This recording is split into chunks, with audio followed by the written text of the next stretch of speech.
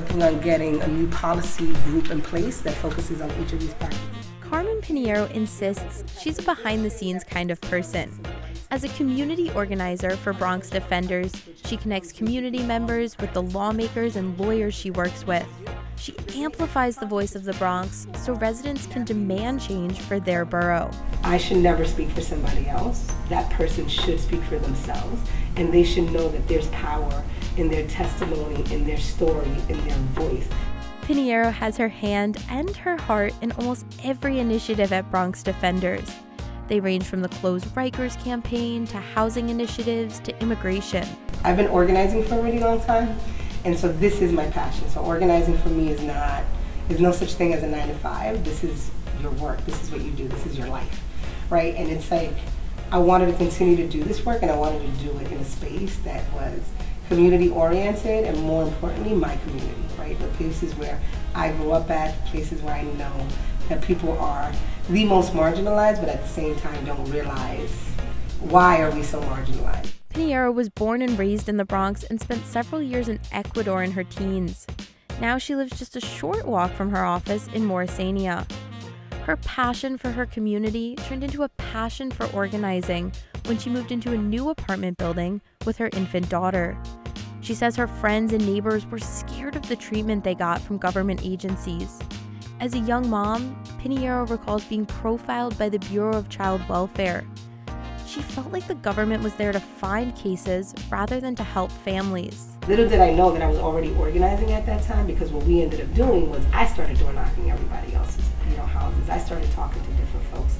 And we used to have like meetings in my living room where I was like, well, I'm going to school. And I remember being an education major in Bronx Community College, and I switched to paralegal studies, right? And I was like, I need to learn more, right? Like I need to know this. And so I took that information from paralegal studies, and I would go and I'd be like, well, they can do this or they can't do this, and this is what this says, and come back with the information. Pineiro calls herself a survivor of all the issues she deals with.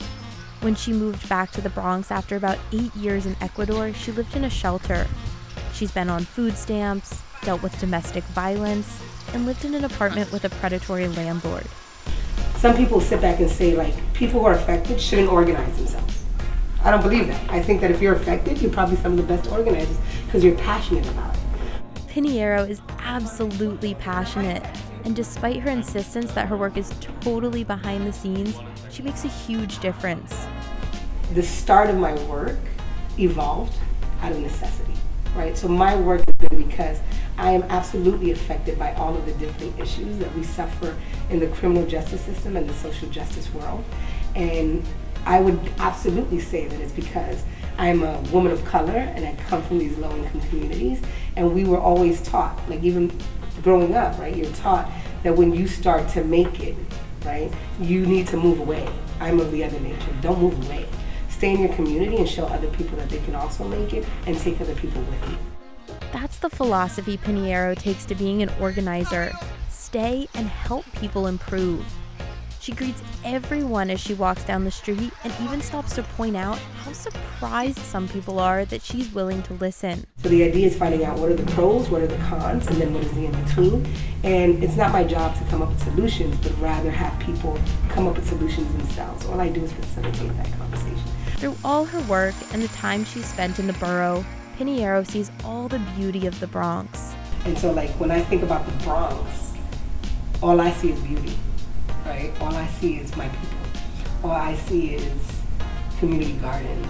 All I see is young kids playing in the streets. All I see is, I see people from different religions, different ethnicities all coming together to talk to each other. I see a community. Pineiro plans all sorts of events from lobby days to block parties. They're just one more thing she does to bring her community together all year round. I'm Elliot Chaparelli, WFUV News.